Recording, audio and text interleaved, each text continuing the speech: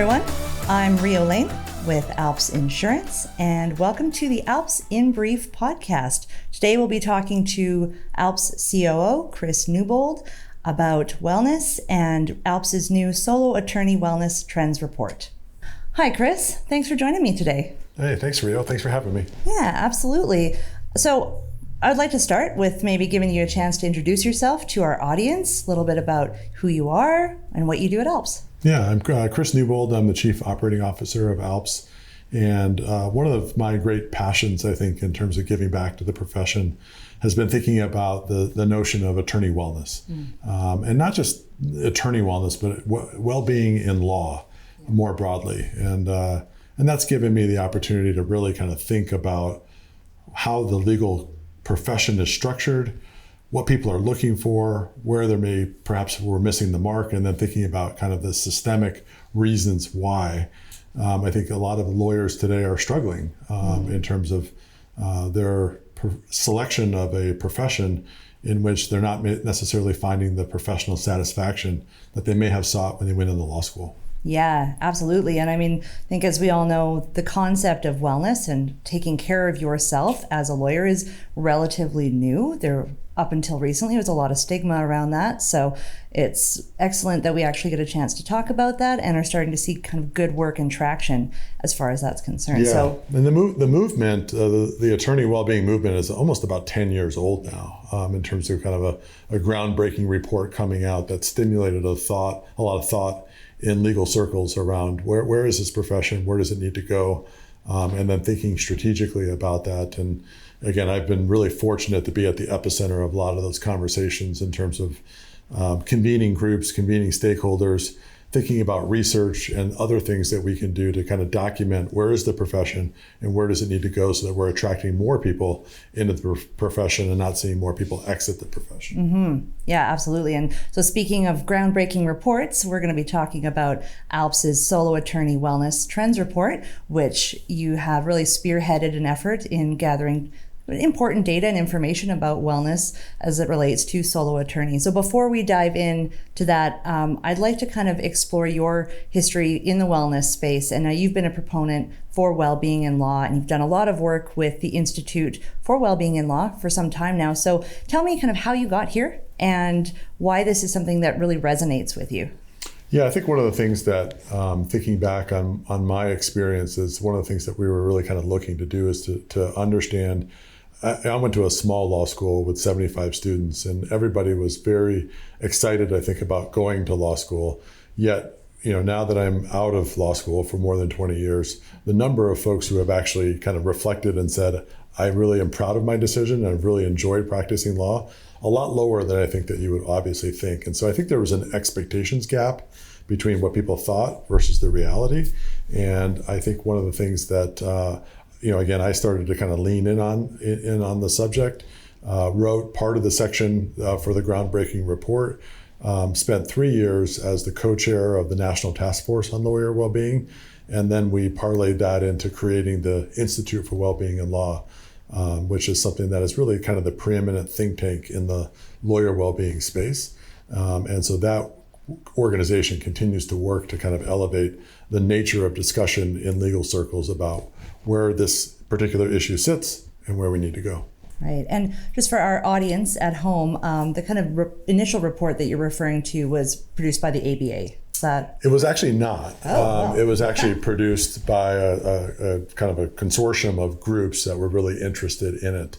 It was the Path to Wellbeing in Law, and it provided a number of different recommendations for where the legal profession had needed to go, from the judiciary to lawyer assistance programs to law firms to a whole, again, consortium of groups. ABA was part of that, but not necessarily it being a kind of an ABA report in and of itself. Got it. Okay, excellent. So in terms of attorney wellness, how do you see that kind of impacting not just individuals, but the broader profession? Yeah, I think you said it well earlier, which is, to be a good lawyer, one has to be a healthy lawyer. And when you have healthy lawyers serving their clients, you're generally going to get better legal services, better results. The notion of what lawyers do is solve problems affecting conflicts within society. And when lawyers aren't well, when they're overstressed, when they're overburdened, when they're burnt out, when they're subject to substance abuse, you can kind of see when they're not at their best, it's hard to deliver legal services in a way that allows the profession to function well and its ability to serve society well. So I think there's a real notion that to be a good lawyer, one has to be a healthy lawyer. Yeah. And that notion, I think, is carrying over to why law firms and bar associations are so interested in the issue. Because if we're all unhealthy, then we're not able to ultimately serve what we're here to do, which is to serve the interest of clients. Yeah, absolutely. That makes a lot of sense. And I mean, I know we've kind of had this conversation, off podcast earlier, but yeah, there is definitely a lot to be said for taking care of yourself so that you can do the best work possible and giving yourself that time. And I know that's something that has been typically very difficult for lawyers. There's been a lot of stigma around kind of mental health and well-being. And so it's nice to see that is starting to kind of be something that is a major focus. Well, not starting, has been for a while, but is really coming to the forefront of people's consciousness. So. Yeah, and it's a tough issue because you have to think about the nature of the profession itself, right? We're structured in an adversarial system, right, with people pitting against the other, and so there's natural conflict. And when you have conflict, a lot of times that brings a lot of stress and undue and pressure. Yeah. And you have a lot of type A personalities, right, that are very motivated and trying to be vigorous advocates on behalf of their clients. And so there's just, you think about the profession, the personalities, and the task at hand, and you get kind of the perfect storm of why well-being can sometimes be ignored. And I think a lot of us are focused on trying to bring a little bit of that focus back and ultimately create an environment in which people feel a genuine sense of professional satisfaction being a lawyer, which I think that unfortunately we're probably not as high on that standard as we need to be. Right. Well, hopefully we can get there, and I think this report is definitely helping to pave the way for that. So tell me a little bit about what inspired you and ALPS to kind of conduct this research and this survey and to really dig into not just attorney wellness, but solo specific wellness. Yeah, I think that we were really thinking internally. Obviously ALPS itself has an interest in serving the solo community. That's one of the reasons that we exist. But I think kind of more holistically, the notion of the solo practitioner, there's a lot of them out there, right? 49% of private practitioners are solo practitioners. And when you look at the research in the well-being space, most of it there's really no definitive report like ALPS just produced that actually kind of gets at this particular demographic. Yes, there's issues on substance abuse and on stress and hardships and so forth. But when you and broader surveys that look at the totality of the profession, but with the solos being such a big part of the community, to not have any specific research on solos was a real void. ALPS wanted to step in and fill that void. Yeah, absolutely. And it makes sense. It absolutely makes sense. I think solos tend to be overlooked in a lot of different respects, it's nice to see that we're spending the time to give them the resources and information they need to move forward. That's right. So do you want to tell me a little bit about how our survey participants were selected for this? Yeah, the survey participants were ALPS policyholders. One of the great things about ALPS is we have a national geographic footprint. And so our ability to know that we were able to kind of enlist and invite a large group of solo practitioners into the survey itself ultimately ended up with approximately 300 respondents, which is certainly a scientifically solid sample size to be able to kind of execute on a survey of this magnitude. And so, responses from around the country, primarily all being from the ALPS policyholder base. Got it. So going into this survey, were there any kind of maybe trends or results that you thought were going to happen, but maybe came up different or were surprising, or anything that kind of surprised you in the data analysis? Yeah, again, I would say that most of the research that's been produced on well-being in law has generally cast what I would call kind of a glaring reality of how hard things are. Yeah. When you think about things like depression and suicide and substance abuse, I mean, it generally is going to kind of naturally come out in what I would call kind of a negative perspective of the reality of what's affecting lawyers. One of the things that was really kind of cool and I think enlightening about the report was the number of professionally satisfied and happy lawyers we saw kind of saying, I really like what I do. And I think there's something to be said as you kind of think about why lawyers do what they do and what professional setting they put themselves in. I think there's a lot to learn from these solo results that may give a pathway for people who are looking for things like flexibility and in general greater professional satisfaction. And so I was pleasantly surprised at how much of our community ultimately came back and said, I'm proud to be a solo, and I really enjoy what comes along with being a solo, including what it does for my personal wellness. Yeah, absolutely. And so speaking of kind of being satisfied, I think 74% of the respondents said that they were either satisfied or very satisfied with their careers. So how do you kind of interpret that result, considering the broader legal profession stress data that's out there? I mean, just think of the numbers. 3 out of 4 said that they're very satisfied or somewhat satisfied being a solo practitioner. My sense is that the higher that you go up the law firm size hierarchy, the lower that number ultimately gets, right? And I can't definitively, kind of point to specific numbers on that. But when you think about notions of the billable hour, the expectations, how guilty folks feel for taking a vacation, how much they ignore their own personal well-being when it comes to physical activity and exercise and diet and all of those things. Again, there are lots of lawyers who are thriving in all manners of the spectrum, but I would pose to you that finding 3 out of 4 in the solo space is going to be the highest that you're going to see of any grouping in private practice. Yeah, absolutely. And I think it's pretty common for, at larger law firms, there's kind of a lack of flexibility in your schedule, a lack of, bandwidth and time for yourself. But it's interesting because conversely, solos kind of in our survey cited flexibility as the top benefit to being a solo attorney. So can you tell us, what are some other ways or some ways that solos are experiencing flexibility in their practice? Yeah, again, I think a lot of it comes back to work-life balance, right? Their ability to be able to kind of call the shots, dictate and control their schedule. When you're in a multi-member firm, particularly the larger firm that you get, there's a lot of expectations, right? That you're in the office, until your senior partner leaves the office. I mean, there's just kind of built-in notions. And I think what our solo community is finding is that ability to be able to chart your own journey. If you got a kid's choir concert that you want to go to, that you can go to that without feeling guilty because you can ultimately manage the schedule in a manner that fits what you want. You can think about the caseload that you take on, right? You don't have 1,800, 2,100 hour billing requirements. You're going to build and construct a professional journey and a professional life that suits who you are, what you need. And for a lot of people, that's not necessarily compensation oriented. It can be around family. It can be around the types of customers that you ultimately want to take on.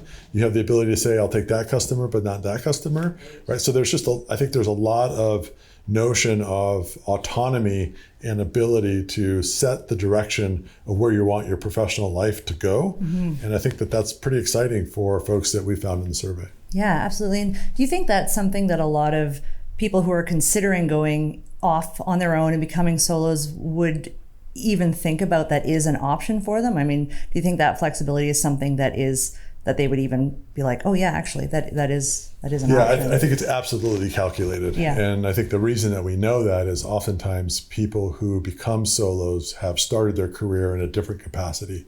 So they've reflected upon what they like and what they don't like, and ultimately are making a decision that may fit better the lifestyle that they want to ultimately live. And it's really interesting, I think, as we think about coming out of the pandemic, I think there was this notion of a great reassessment of where am I at in my life? What do I want?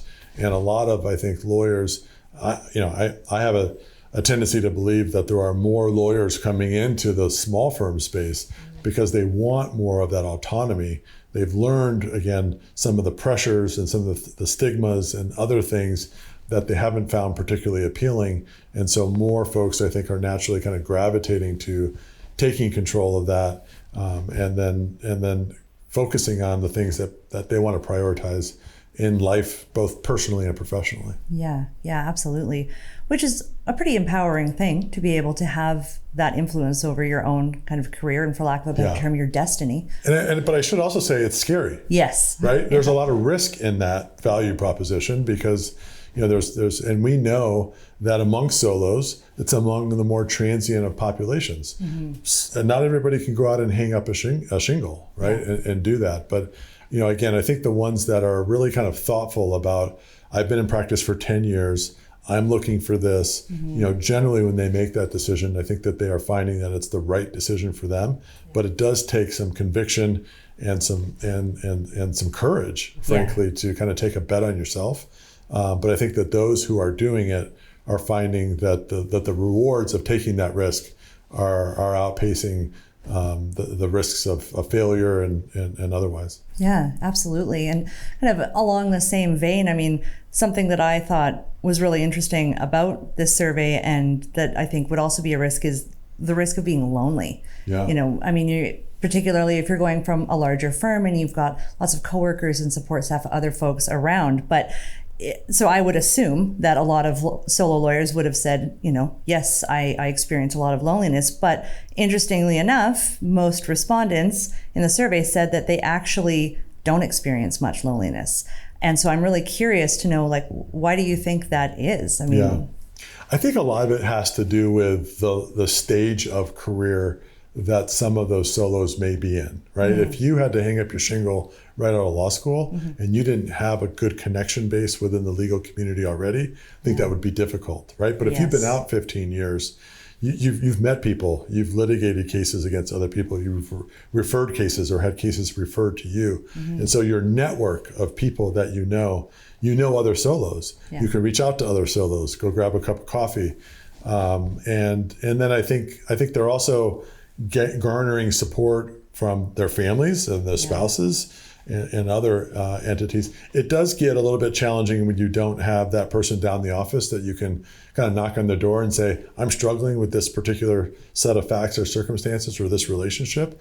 But that's where I think there's a real opportunity for other organized bars to step into that void, thinking about state bars, local bars, because I think there's a real opportunity for them to add value to the solo legal community because of some of those loneliness elements. But I think, again, the report would tell you that a lot of these folks are pretty well grounded and have their priorities in line. And so whether it's, again, exercising and doing the things that make you naturally healthy, I think they have existing networks and professional relationships. And then I think they're making good lifestyle choices. Yeah. So what's some advice then that you would offer to someone who, say, wanted to be a solo right out of law school? I mean, obviously they're going to need to be intentional about building that network.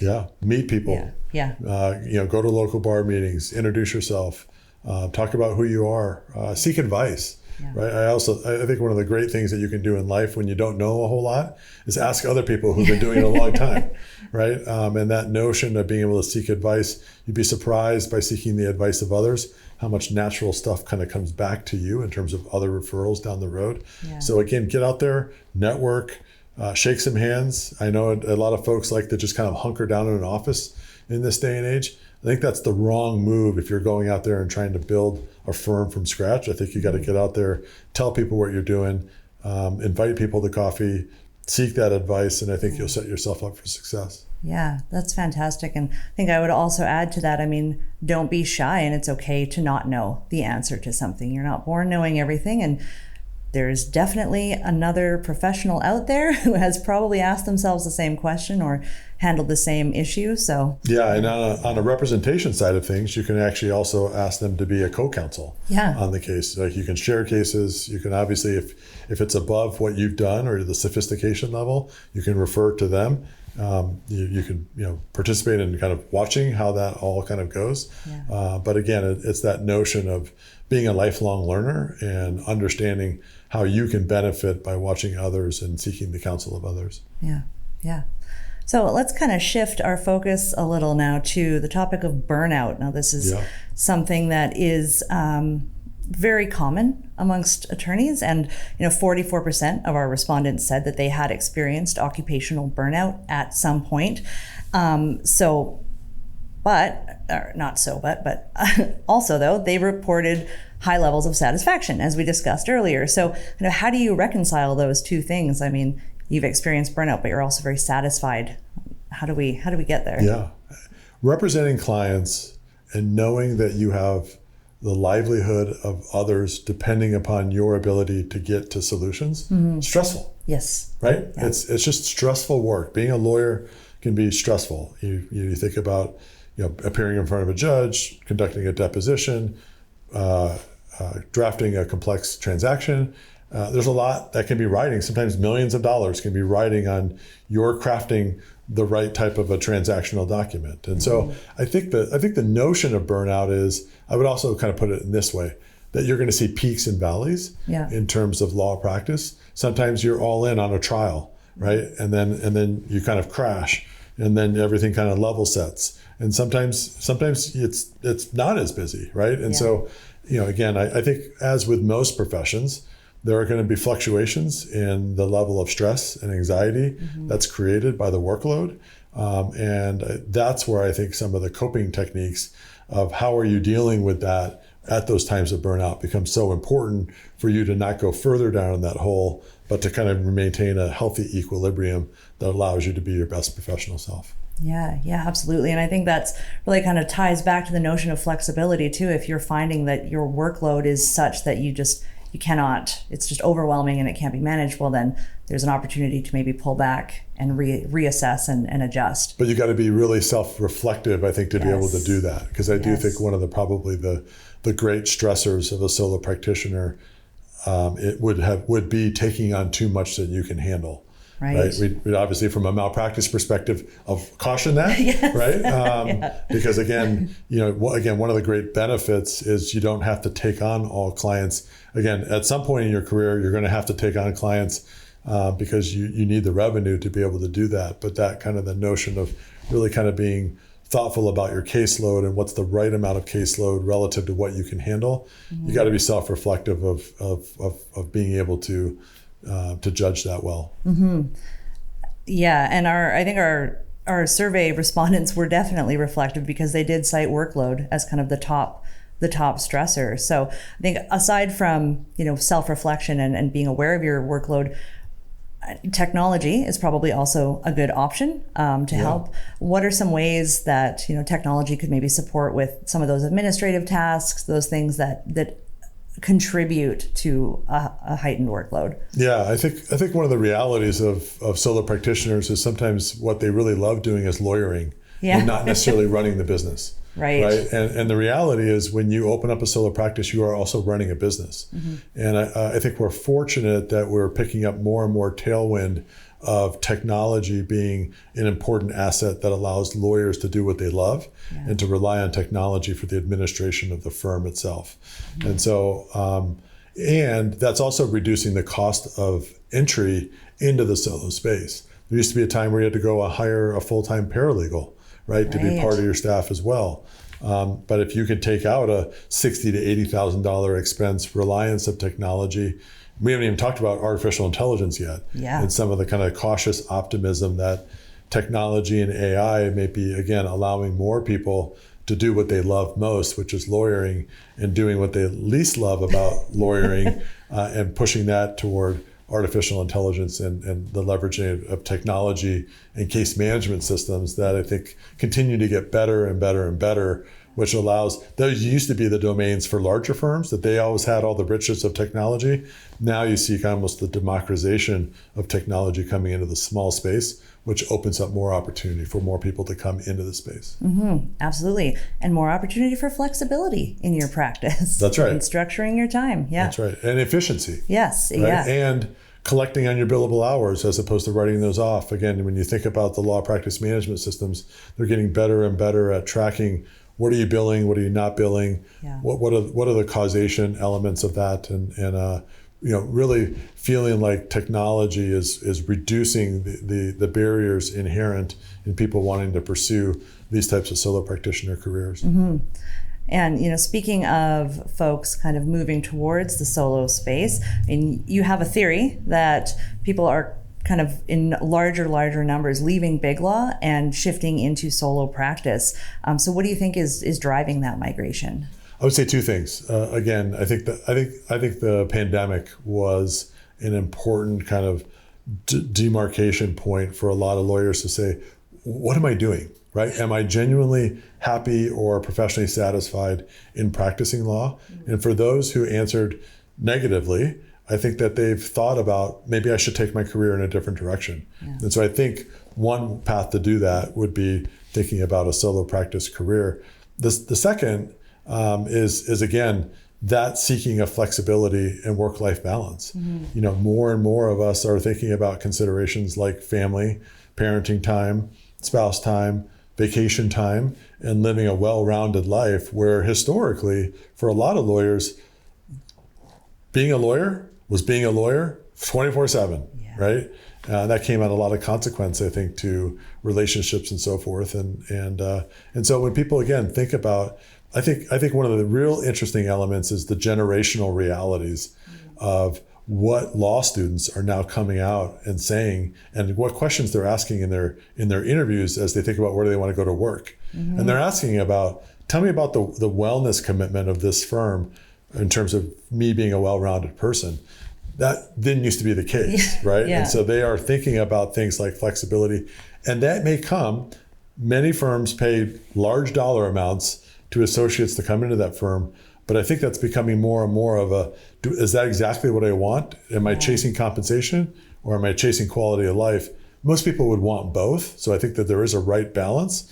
And I'm not saying it's one versus the other, but I think that there is some real thoughtfulness coming generationally and societally as to, I only have a certain amount of hours in the day. Where do I want those hours to go? And they're tending toward maybe that being a little bit less work in favor of a more well-rounded work-life balance. Right.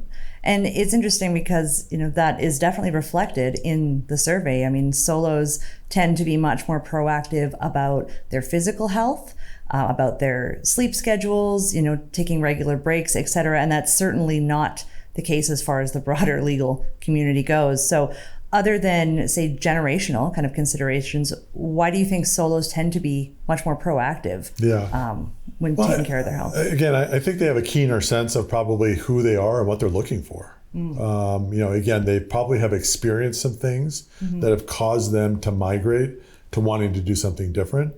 And when you kind of know yourself, when you know where you are when you're at your best, there is a tendency for you to then run to that direction, right? And again, the only thing that I think has held a lot of people back is, a couple things. One, it's pretty scary to be able to do that. The other part of it, frankly, and this is a totally different podcast, frankly, is the realities of law student debt.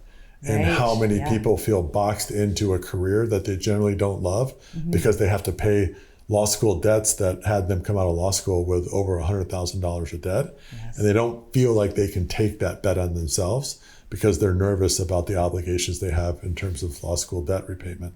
So that's creating what I would call financial anxiety that does affect the well-being of a lawyer, because when you feel like you're in essence doing a law job because you have to service a debt obligation, and maybe even doing something that's in an area of practice that you would have been like, I would have never thought I would be doing this in law. Yeah. This is not kind of why I went to law school. Yeah. And some of those realities I think are really real for folks who are engaged in law, but in spots where they don't feel like they really want to be for that reason. Got it. And that makes a lot of sense. I mean, aside from solos kind of having that experience where maybe they kind of had a moment of realization where they were like, oh, I need to actually prioritize my well-being. Something that I found really interesting and surprising was that only 22% of respondents actually sought mental health treatment despite having experienced high stress. So I'm curious, what kind of barriers still exist to that, and what are the reasons maybe that someone would be hesitant to kind of seek that support? My hunch, first of all, is that number is probably even underreported on the survey itself. Right? A lot of people, I think, are still grappling with. I think one of the things that's been really awesome in society is a willingness for people to talk about their mental health challenges. When you see instances like Simone Biles in the Olympics, right, that normalizes the reality of people saying it's okay to have mental health struggles and it's okay to seek help. But I will still say in legal circles, that ability to raise your hand and say, I need help, is still kind of generally frowned upon as weakness, right? And so that notion of overcoming that and saying, just as when we are dealing with physical ailments, we go to a physical therapist, right? When you're dealing with mental challenges, going and seeking the support of somebody who's trained in that particular area is really a sign of strength. And I think that those numbers over time, generationally, societally, and within the legal sector itself, I think that they will continue to increase. But we also have a lot of lawyers who think pretty fondly of their ability to be their own problem solver. And they just kind of naturally kind of say, I got this, right? Even though sometimes, and a lot of times there's probably a strong support group around them as well, who are probably helping them through some of those issues. So I think it's probably underreported a little bit. It's happening more than you think, but there's still a stigma out there. Right, absolutely. And do you think that bar associations and legal insurers could maybe be doing more to address kind of that stigma and to break down those barriers and to support kind of solos in reporting and saying when they do need help? I do. I think that I think the ability for bar associations in general, in specifically, to be able to normalize asking for help as being okay. I think it's a real opportunity for them to kind of take the bully pulpit as a voice of the profession and be able to do that. We go to a lot of annual meetings, as you know, at ALPS. And that ability, when you have a wellness panel, to have 2 or 3 people who are there to share their stories about challenges, about resilience, about some of the things that they did when they were at their low point, that normalizes behavior for everybody else. And you'd be surprised at how many people walk up to them afterwards and say, thank you for sharing your story, because they're struggling as well. And again, that notion of normalizing. And then I think bar associations more broadly, they have that ability to, I think, build community, particularly in the solo. When you're in a multi-member firm, you have a natural community. When you're a solo, I think bar associations have a real opportunity to become a community-oriented builder of, kind of a section or a space for people to come together and share common challenges or common pursuits. And it doesn't even have to be law related, frankly. I think there's innovative ways for bar associations to be able to do that. But I think there's a real opportunity for us as legal insurers who care about solos and bar associations to, in essence, work in partnership to be able to provide the support infrastructure for these individuals to thrive in their practice. Yeah, absolutely. And I mean, I think I would also question, do you think there's a connection between, kind of mental health and like frequency of claims? I mean, from a malpractice standpoint, if you're struggling, you think it's more likely that you'll have a claim? Absolutely. Yeah.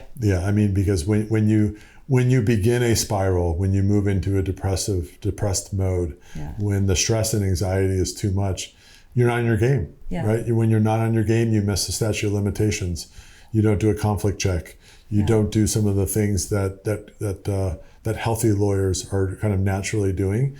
And again, that's when you turn to substance abuse, self-medication, and other things. And we have seen in our own claims files, when things start to spiral downward, the likelihood of a claim is going to shoot upward. Got it. Yep, that makes sense. Makes sense. So kind of stepping back a little bit from, say, mental health support, I mean, do you believe that the profession as a whole is doing enough to support solos? Yeah, I mean, I think I have said this publicly, that I think that the well-being movement in general is focused on a lot of great things, but one of the things that needs more attention is this solo community. Now, you could argue that the results of our survey may indicate that they may not need as much help as other portions of the legal community.